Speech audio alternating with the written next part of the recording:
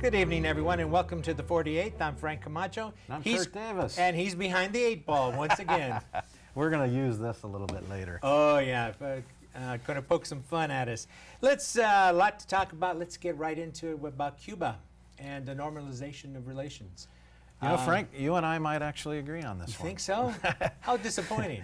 You know, I think it's really an issue of intellectual honesty. And I believe the president did the right thing. Because if we, I know this President is hard, Obama said did the right thing? Oh. Yes. And Okay. Senator Jeff Flake has been absolutely right on this issue. If we believe that Russia and China are worthy trade partners, that we should do business with them, those regimes are no different than the regime that we have in Cuba. So you should intellectually be honest and say, if we're going to do business with Russia and China, we should do business with Cuba. And I think it's just an issue of being intellectually honest. Do you foresee the new majority in the Congress fighting the president on this one? I think there will be a fight, although, again, I would fight successfully. I'm not sure, because I think when you really do get into a conversation with people and say, if you don't believe we should be trading with Cuba, then you have an obligation to introduce legislation to not be trading with Russia, to not be trading with China. Those regimes are as repressive as the Cuban regime. So are we talking really some kind of an ideal here, or are we really talking about the fact that money talks? Oh, absolutely. And China and our Russian policies prove that. So again, let's just be intellectually honest and say it is about the money, and we really don't have a lot to fear from Cuban sugar and cigars. Would it be really? Would it be? Do you think that the Cuban community in the United States, specifically, I'm thinking of Little Havana, do you think the divide in that community, which is more based on age, the younger you are, generational, right? Absolutely, right. Is that going to be enough to kind of overcome the opposition to this? Yes, I do think so. In the end of the day, and I think your Florida delegation will be absolutely probably tied to the old position or the old guard. But I think intellectually we can have this discussion, and the Congress can get around to doing what it should do, which is just decide one way or the other, are we going to do business with bad regimes or not do business with bad regimes, and should we treat all bad regimes the same? Yeah. Senator Rubio has been gone on the record saying, he's stabbing us in the back, speaking about the president and whatnot. And that they've just enforced or kept the Castro brothers in power now for another generation or some other stuff like that.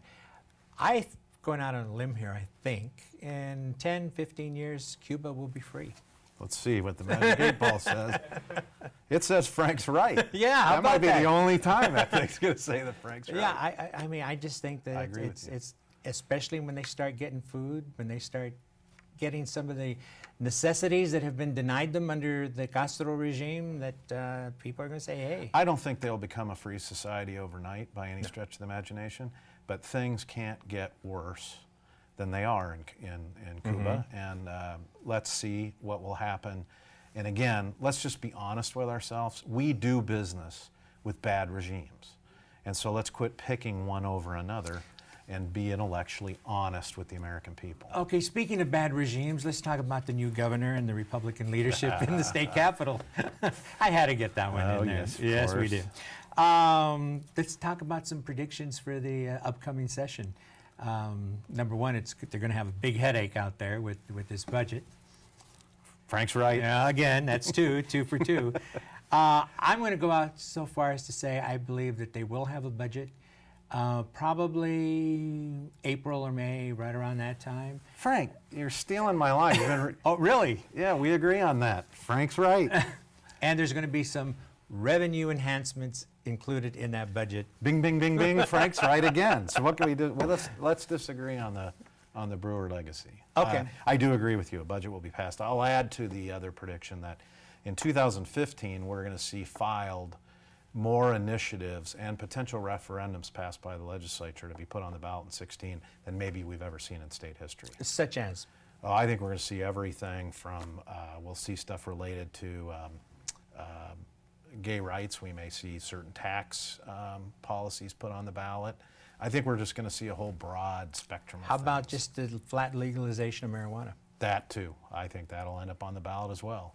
But going to Governor Brewer, I think her legacy, I think history will treat Governor Brewer extraordinarily well as an accidental governor who had the will to do what was not always best politically, but do what was best for Arizona. And I believe history will treat her I will in that give way. kudos to the governor because I remember in her initial news conference, was still a reporter then, when she announced that everything was on the table, and in fact she had no opposition to a temporary sales tax hike because of the budget situation that Arizona was facing back then. That took a lot of political courage, and I have to agree, and I have to give her some kudos for that. That took some guts. I think that will be the legacy ultimately. I think also, though, that has been tarnished somewhat by, I think, regardless of your political standing, I think that when she, wagged her finger at the president, I thought that was very disrespectful. Frank is wrong, and really wrong according to the 8 Ball. And I really do think that she made a huge mistake in her prolonged fight against Dreamers. We talked about it last week. I think that was, it made her look very vindictive. It made her look small. And I think anybody who's knows Jan Brewer, has met Jan Brewer, talked to Jan Brewer, knows that Because the issue is a lot bigger than that. She did, and I think in history will treat her well for being when she swore an oath to the Constitution, she respected that Constitution. I bet you can't get anything to come up on that. I did, and it said Kurt is not just wrong, he's blank wrong. And on that note, This thing only works for me. on that note, we'll predict this, that we will talk about the state budget with some of the people who are going to be instrumental in crafting that budget when the 48th continues. Stay And I with look us. forward to doing this all year long, Frank, proving you wrong week in and week You out. can try.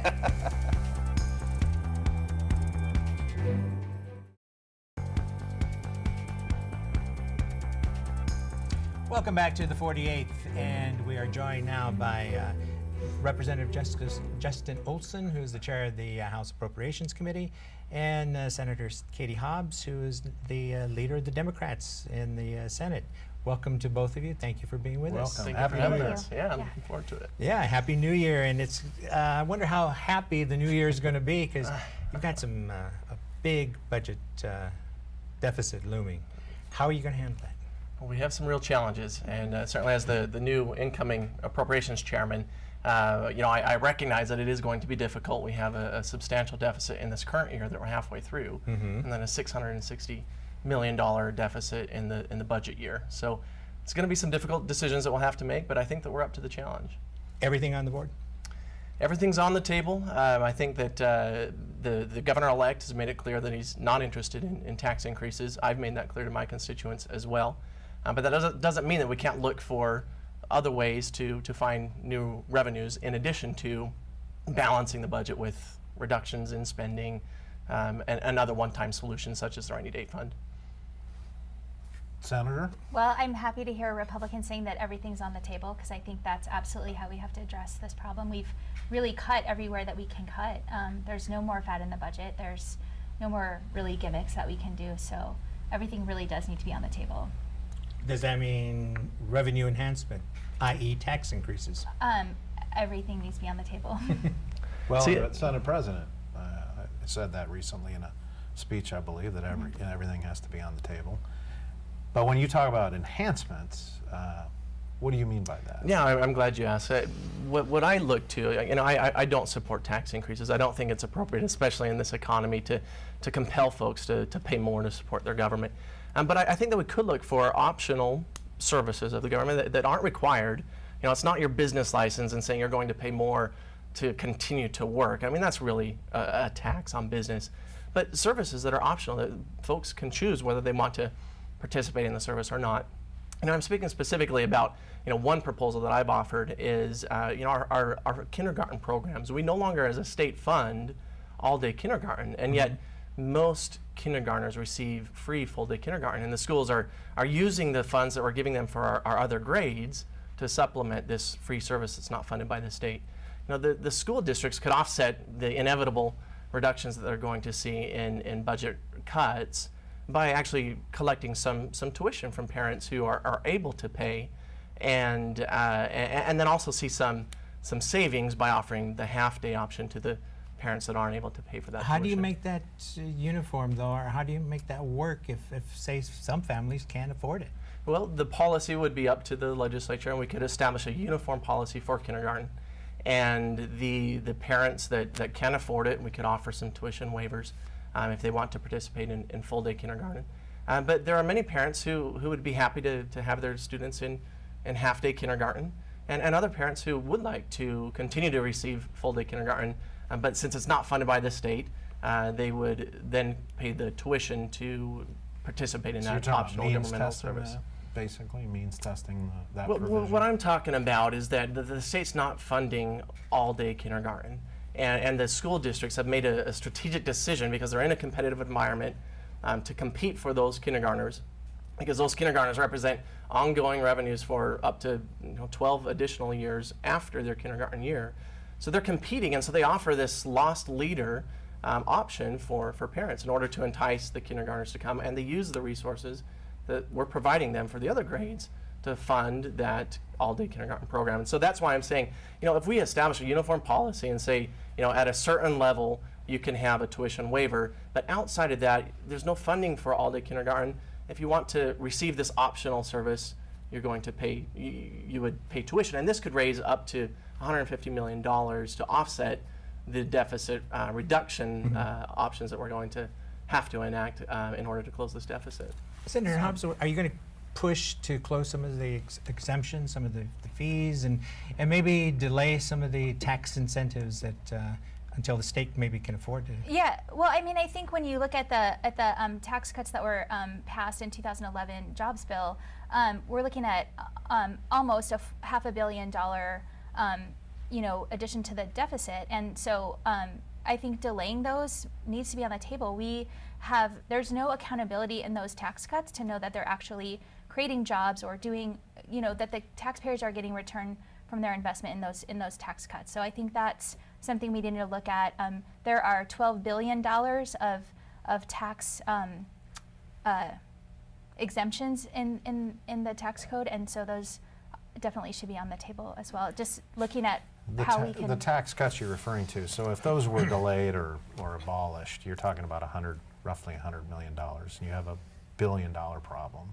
So where do you go beyond that? After the 3-year phase-in of those tax cuts, it's almost $500 billion. It's $487 million. After the phase-in, but the argument is that you will generate more than that in new business taxes. The argument is, do we have any proof that is? Yeah, is there any data that shows that how much we're getting for Well, that? I would say that there is ample evidence that these have been very beneficial for our economy. I mean, you can look to several different reports. Forbes magazine ranked Arizona #1 in the country for expected future job growth, and this is a direct result of these reforms that we enacted as part of the jobs bill. In addition, the CEO magazine we've ranked in the top 10. So I mean, these are important reforms that we did to our tax code to eliminate job-killing tax rates, so that we can get Arizonans back to work, get our economy to grow, and increase the revenues, so that the budget cuts don't have to be. But lawyers, still- okay, hold the thought right there, because we have to take a break, and we'll continue this discussion when the 48th continues.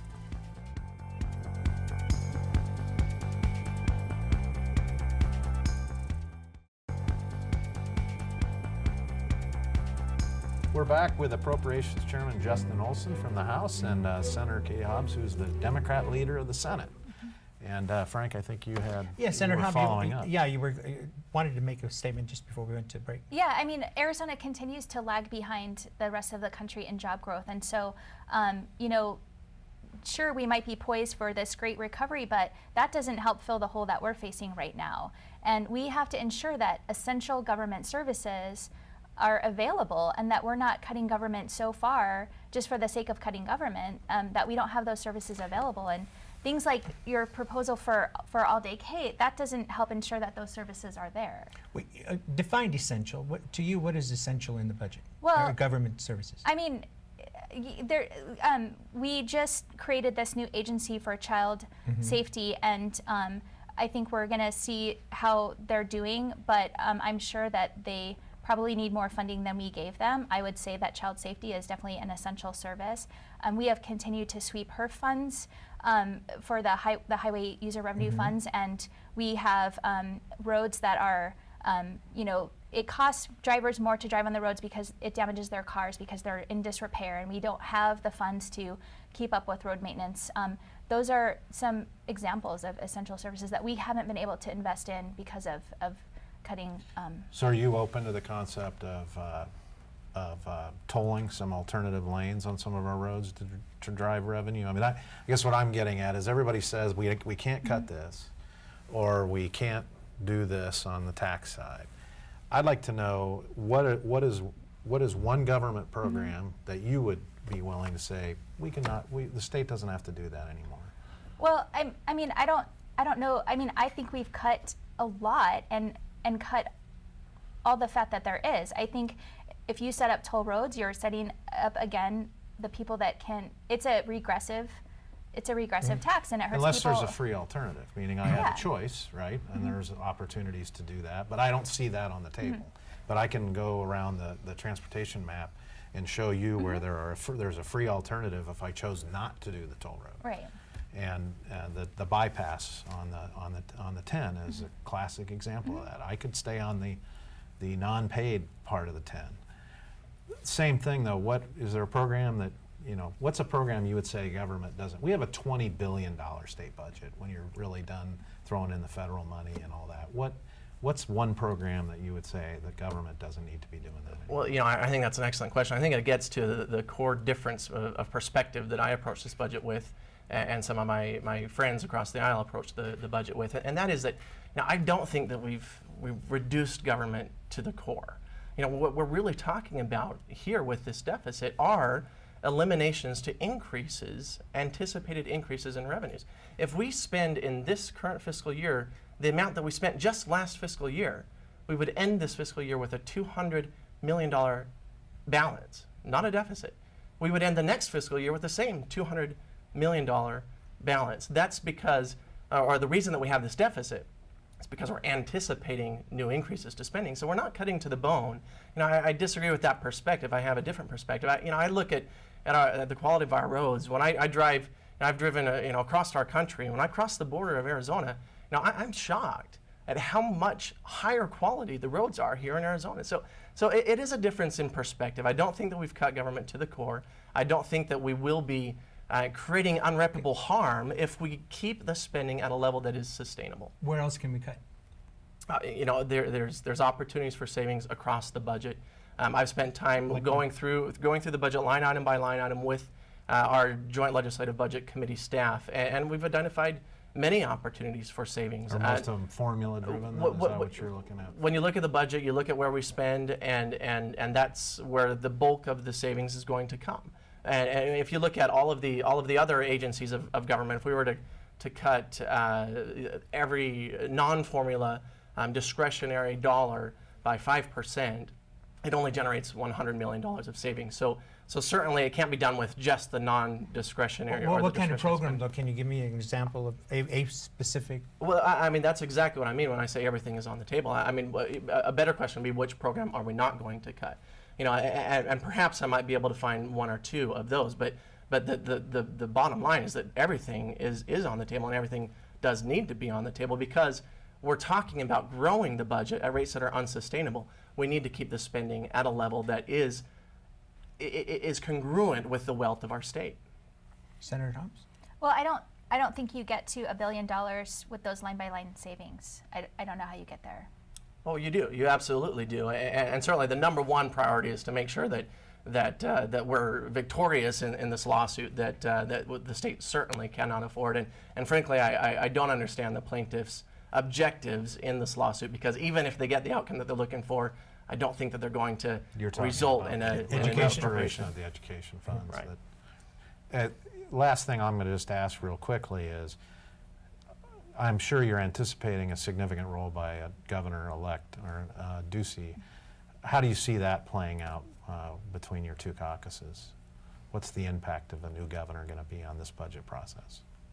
I think it'll be pretty significant. I mean, I think he's set to release his budget think the Friday that we go into session. So I think I mean, I think we'll know right away if there's agreement between the leaders and the Republicans. So. And the prediction might be that there won't be. Oh no, I don't know. You know, I think there's never 100% agreement between anybody down at the legislature. But speaking as one person at the legislature and the incoming appropriations chairman, I can tell you that I'm very excited to work with Governor-elect Doug Ducey. I think that the relationship that I anticipate having with him that I've had in the past will be one of cooperation and working together to find solutions that are appropriate for our state, that will help our economy to get rolling and get Arizonans back to work. Thank you very much for being Yes, with us. I thank think you really did kind of give us a pretty good example of what you're up against with the differing perspectives. Happy on the New Year, budget. and we look forward to having you come back later in the session when you're done with that budget by April. Absolutely. Let's hope it's a good 2015. Thank you. Thank you. Stay with us.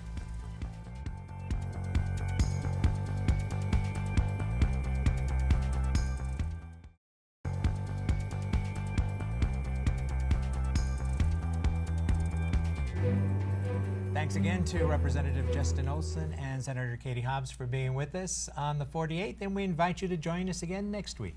And Frank, have a great and happy New Year. It's a pleasure to do the show with you. Same to you, Kurt.